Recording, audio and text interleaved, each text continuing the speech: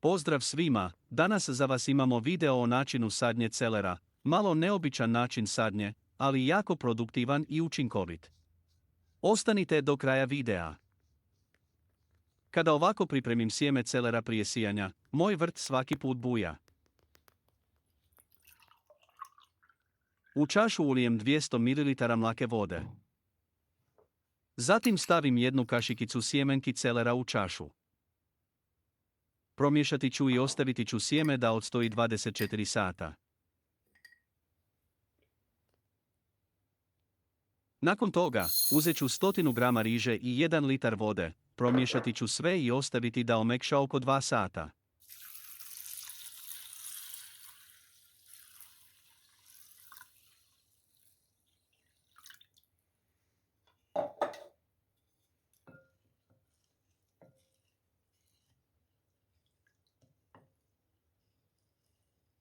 Kada je riža odstojala u vodi, procijedit ću, odvojit ću rižu, a rižinu vodu ću ostaviti za zalijevanje.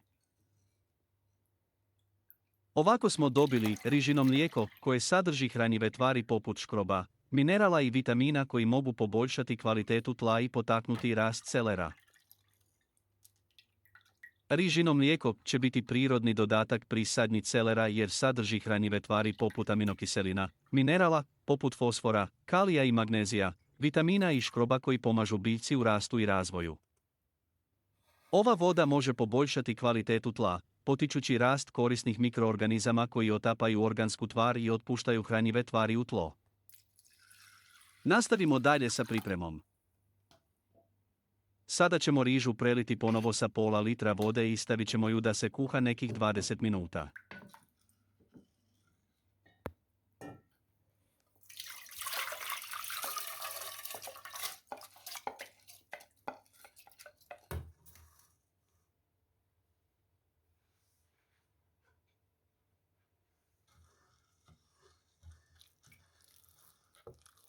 Dobili smo gustu smjesu, koju ćemo sada ostaviti da se ohladi.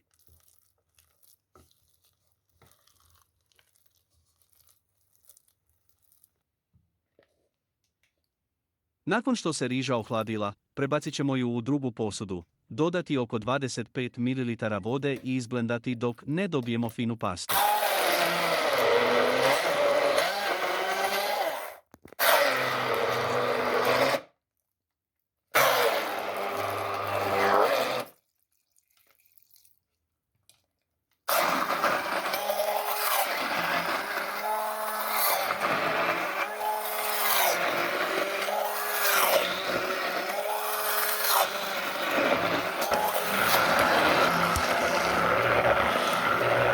Riža se sada pretvorila u pastu.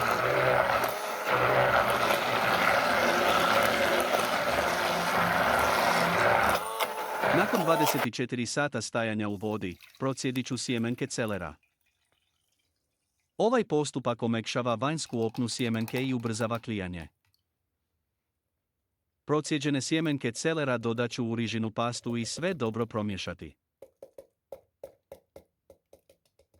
Ovako sjedinjena smjesa obezbjedit će ravnomjeran rast, pasta će dati hranjivo, a biljke će rasti jako brzo i bit će super otporne.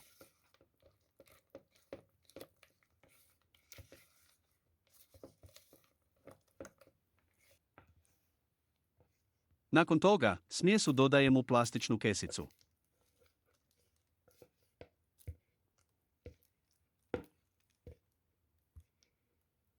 Prije sadnje napišite nam u komentaru odakle nas pratite i gledate i kako ste zadovoljni dosadašnjim videozapisima na kanalu i zapratite kanal ako to još niste uradili.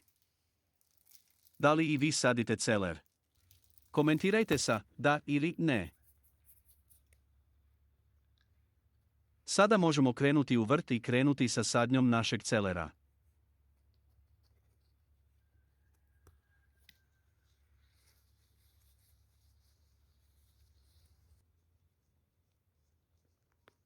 Prstima lagano u zemlji napravite brazdu dubine oko 1 cm.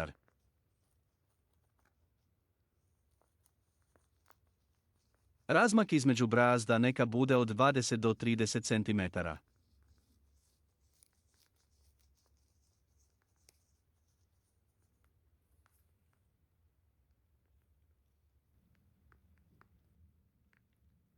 Polako istisnite sjedinjenu smjesu rižine paste i sjemenki celera u brazdu.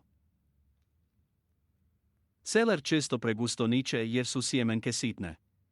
Kada se raspored kontrolira na ovaj način, nema prorjeđivanja i imamo ravnomjerno nicanje.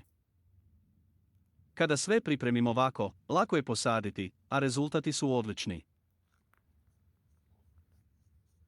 Sada je spremno za zagrtanje sa tankim slojem zemlje. Zemlju ću posipati u tankom sloju. Dovoljno je samo prekriti smjesu i sjemenke sa tankim slojem zemlje. Sjeme celera zalijevam rižinom vodom. Zalijevam tlo tako da bude samo vlažno. Sjeme celera ne voli blato.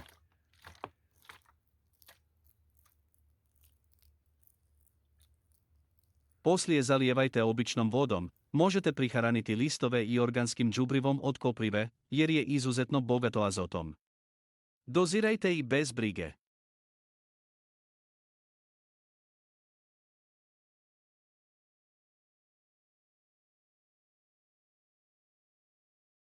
Ovako sada sadim celer jer ima manje posla u vrtu, a više berbe.